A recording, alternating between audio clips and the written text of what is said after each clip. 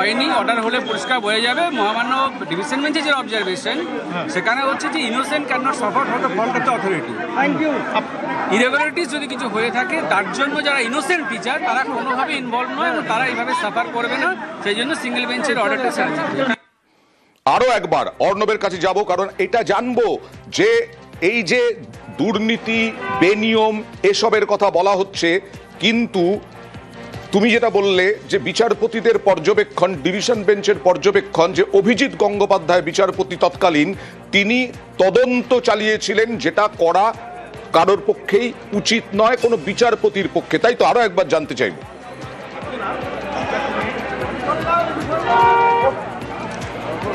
এটা আমাদের দেশের যে কাঠামো, সাংবিধানিক যে কাঠামো, সাংবিধানিক আদালতের একজন বিচারপতি তিনি যেভাবে এই প্রক্রিয়ার মধ্যে ঢুকে একটা রোয়িং এনকোয়ারি করেছেন, এটা করা যায় না এমনটাই পর্যবেক্ষণ। কারণ যেভাবে একাধিক জেলা থেকে যারা ইন্টারভিউ বা অ্যাপটিটিউড টেস্ট নিয়েছিল, এই 32,000 কেন মোট 49,949 জনের চাকরি হয়েছিল প্রত্যেকের, বিভিন্ন জেলা বিভিন্ন জন করেছেন, তাদেরকে এজলাসে ডেকে তাদের যেভাবে বয়ান রেকর্ড করা হয়েছে এবং তাদের রুদ্ধদ্বার শুনানির মধ্যে বয়ান রেকর্ড করা হয়েছে, সেই বয়ান নেওয়ার যে কাজটা সেটা একতরফা নাক গলানো বিচারপতির, এবং এটা একটা প্যারালাল এনকোয়ারি, সেটা বিচারপতি কতটা করতে পারে সেটা নিয়ে প্রশ্ন তুলেছেন এই ডিভিশন বেঞ্চ। এবং এই অংশ ছাড়া, অর্থাৎ এই অংশটাতেই অ্যাপটিটিউড টেস্ট হয়নি, একমাত্র জাজমেন্টের মধ্যে প্রমাণিত হয়েছে, কিন্তু অ্যাপটিটিউড টেস্ট হয়নি এই সংক্রান্ত এর সঙ্গে মানানসই বা সাযুজ্যপূর্ণ বাকি নথি বা তথ্য তা অভাব রয়েছে, অর্থাৎ সেটাকে তার সঙ্গে মানানসই প্রামাণ্য নথির অভাব রয়েছে। শুধুমাত্র জাজমেন্ট, যেখানে অভিযোগ এলো, বিচারপতি রোয়িং এনকোয়ারি করলেন, বিচারপতি গঙ্গোপাধ্যায় রোয়িং এনকোয়ারি করলেন এবং ক্লোজ ডোর ইন ক্যামেরা এই ইন্টারভিউদের ডেকে পরপর তাদের বয়ান লিপিবদ্ধ করলেন এবং তিনি সিদ্ধান্ত উপনীত হলেন অ্যাপটিটিউড টেস্ট হয়নি। অ্যাপটিটিউড টেস্ট হয়নি, অর্থাৎ অ্যাপটিটিউড টেস্ট একটা এই নিয়োগ প্রক্রিয়ার একটা অংশ ছিল, সেটা যদি না হয়ে থাকে তাহলে এই প্রক্রিয়াটা কী করে কমপ্লিট হলো? কাজেই সমস্তটার জন্য নতুন করে এই প্রক্রিয়া ইন্টারভিউ থেকে আবার নতুন করে স্টার্ট করতে বললেন। এই জায়গাতেই ডিভিশন বেঞ্চের আপত্তি, এবং ডিভিশন বেঞ্চ স্পষ্ট জানিয়ে দিল একজন বিচারপতি সাংবিধানিক আদালতের তিনি এইভাবে একতরফা নাক গলিয়ে অনুসন্ধান করতে পারেন না, এবং যেভাবে করা হয়েছে কার্যত যেটা নির্দিষ্টভাবে বললেন না আদালতের ভাষায়, কোট আনকোট আমরা যদি বলি কিছুটা হলো, সেটা হলো কাজীর বিচার হয়েছে। বেশ, আমি আসবো অর্ণব। এই বলছিলাম আইনজীবীদের বাইট দেখাচ্ছিলাম, আইনজীবীদের বক্তব্য দেখাচ্ছিলাম, কিন্তু যারা এই 2 বছর ধরে সাংঘাতিক টেনশনের মধ্যে ছিলেন, কি হবে তাদের রুজি রোজগারের, 32,000 চাকরি, আর তার সঙ্গে অন্তত 3 থেকে 4 জন পরিবারে মিনিমাম তারা জড়িত এই রায়ের ওপরে এবং নির্ভরশীল, এবং তাদের বেতনের ওপরে নির্ভরশীল, রুজি রোজগারের ওপরে নির্ভরশীল, কি টেনশনের মধ্যে ছিলেন তারা দেখুন। আমার হাজবেন্ডের জয়টাই আমার কাছে সবচেয়ে বড় জয়। আমার হাজবেন্ডের সঙ্গে আমরা আমার ছোট বাচ্চাটাকে নিয়ে যেরকম ভাবে মানসিক ভাবে ভেঙে পড়েছি, আমি এই রায়টা আমাদের জয়ের, এর থেকে বেশি কিছু বলার নেই। এবং আমরা আদালতের প্রতি বিশ্বস্ত হলাম আরো ভবিষ্যতে যে আমরা ন্যায় বিচার পাবো। হাজবেন্ড কাউরির ওয়াইফ যেরকম ভাবে মানসিক দিক থেকে ভেঙে পড়েছিলেন, ওনাদেরকে সাপোর্ট, মেন্টাল সাপোর্ট দেওয়া হয়েছে। সকলের কাছে আমরা বলেছি যেন সবসময় ন্যায় বিচার আমরা পাই এবং আমার হাজবেন্ড নিজে যেন ন্যায় বিচার পায়, কারণ উনি অসৎ পথে চাকরি পাননি, উনি খুব কষ্ট করে ছোট থেকে খেটে নিজের যোগ্যতায় চাকরি পেয়েছেন। 32,000 চাকরি বহাল, আর এসএসসির 26,000 চাকরি বাতিলে যে পরিবেশ তৈরি হয়েছিল, বহু মানুষ কান্নায় ভেঙে পড়েছিলেন, তাদের কি হবে, তাদের ভবিষ্যৎ কি হবে, সেই পরিস্থিতিটাও ভাবিয়েছে ডিভিশন বেঞ্চকে, এবং সেই বক্তব্য পর্যবেক্ষণে ছিল। আরো একবার অর্ণবের কাছে জানবো, অর্ণব, শুধুমাত্র সেন্টিমেন্টের ক্ষেত্রে হয়েছে নাকি? তাছাড়াও তো অভিজিৎ গঙ্গোপাধ্যায় তৎকালীন বিচারপতি, তার যে তদন্ত, সেই তদন্তকেও কাজীর বিচার বলা হচ্ছে। অর্ণব।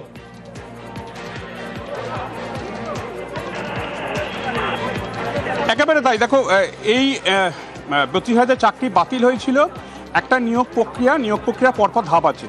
লিখিত পরীক্ষা পর ইন্টারভিউ পরে সেখানে একটা অ্যাপটিটিউড টেস্ট, অর্থাৎ ক্লাসরুমের মধ্যে চক ডেস্টারে কি পড়াবেন, পড়ুয়াদের কি পড়াবেন, এই শিক্ষাদানের পদ্ধতিটা নিয়ে মূলত অ্যাপটিটিউড টেস্ট।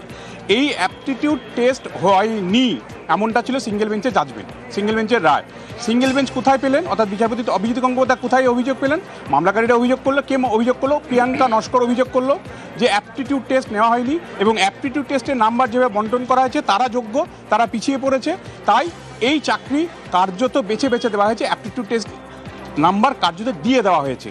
এই জায়গাতেই অ্যাপটিটিউড টেস্ট হয়েছে কি হয়নি এই অভিযোগ পাওয়ার পর বিচারপতি অভিজিৎ গঙ্গোপাধ্যায় ইন ক্যামেরা রুদ্ধদ্বার শুনানি করে একাধিক জেলা থেকে ইন্টারভিউয়ারদের ডাকলেন, অর্থাৎ যারা এই অ্যাপটিটিউড টেস্ট বা ইন্টারভিউ নেওয়ার কাজে নিয়োজিত ছিলেন, এবং তারা ক্লোজ ডোর রুদ্ধদ্বার শুনানিতে এসে যখন বিচারপতি অভিজিৎ গঙ্গোপাধ্যায়ের সামনে বয়ান দেন, একাধিক জায়গায় তারা অনেকেই বলেছেন তারা এই অ্যাপটিটিউড টেস্ট কি বা এটা সম্পর্কে তাদের সম্যক কোনো ধারণা নেই, গাইডলাইন নেই।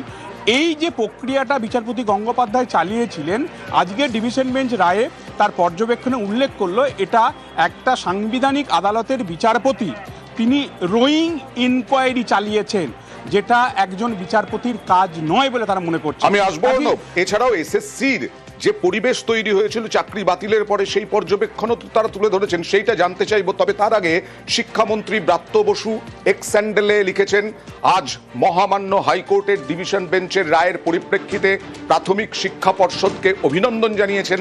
হাইকোর্টের সিঙ্গল বেঞ্চের রায় বাতিল হয়েছে, 32,000 প্রাথমিক শিক্ষকের চাকরি সম্পূর্ণ সুরক্ষিত রইল। লিখেছেন তিনি, শিক্ষকদেরও সতত শুভেচ্ছা, সত্যের জয় হলো।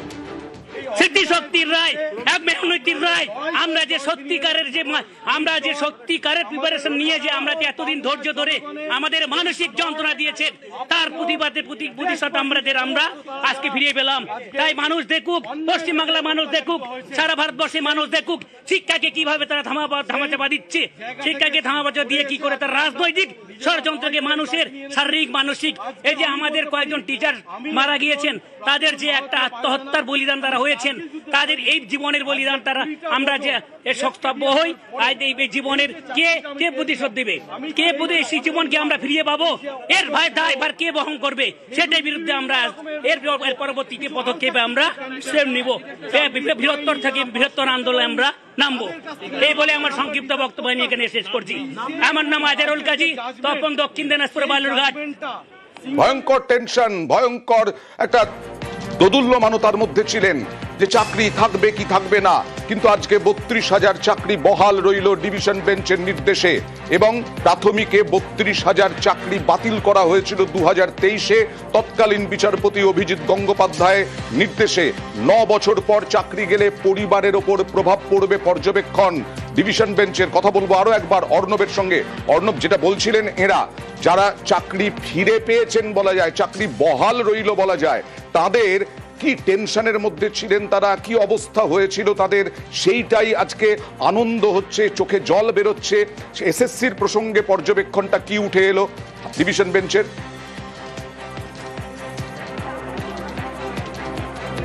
দেখো, সরাসরি এসএসসির রিক্রুটমেন্টের যে judgement Baishakhi Bhattacharya versus state of West Bengal, যেটা সুপ্রিম কোর্ট জারি করেছিল 3রা এপ্রিল, সেই জাজমেন্ট কলকাতা হাইকোর্ট থেকে সুপ্রিম কোর্টে পৌঁছেছিল, তারও কিন্তু উল্লেখ রয়েছে আজকের এই প্রাথমিকের 32,000 চাকরি বাতিল মামলার রায়।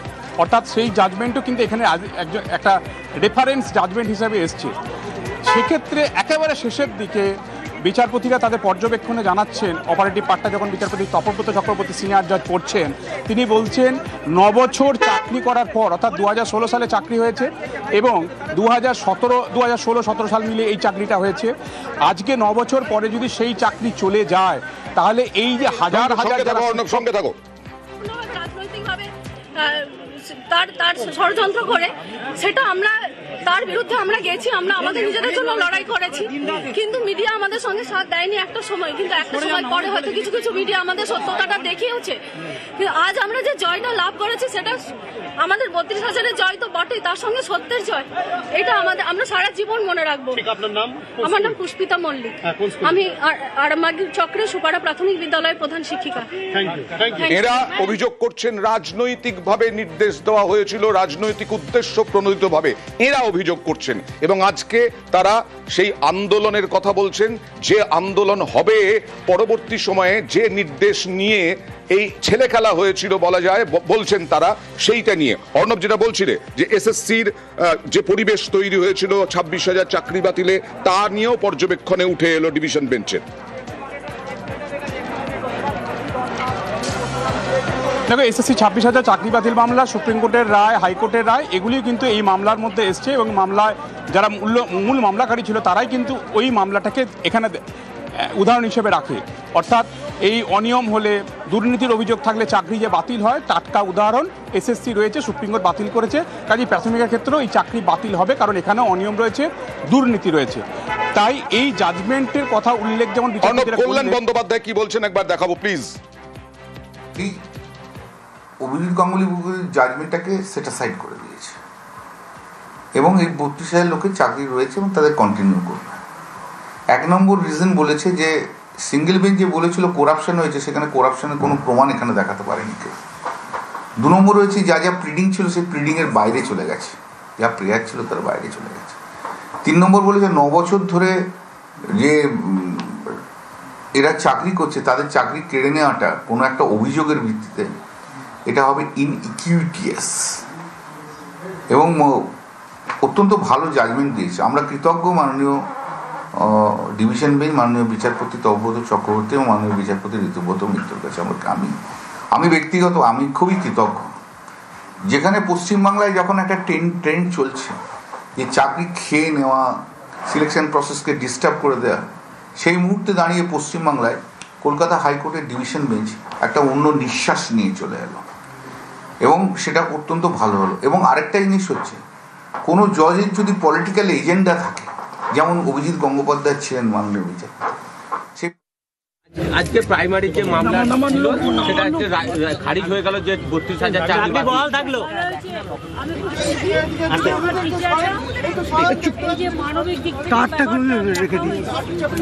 কি করবো, আপনি আগান না মোবাইলটা, মোবাইল সামনে গান। অভিজিৎ গাঙ্গুলি সেই সময় এই রায়টি দিয়েছে। আমার কোনো কথা কারোর সঙ্গে বলার নেই। বিচাররা জাস্টিস পেয়েছে এবং তাদের পরিবারগুলো সে করেছে। কথায় কথায় কোর্টে গিয়ে চাকরি খেয়ে নেওয়া, এটা তো ঠিক নয়। আমাদের চাকরি দেওয়া দরকার, খেয়ে নেওয়া দরকার।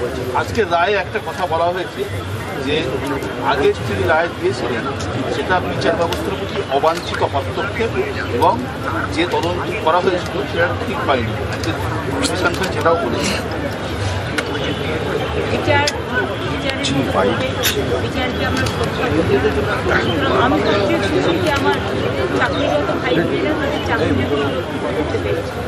দিদি, মুর্শিদাবাদে আপনার দলের বিধায়ক হুমায়ুন কবির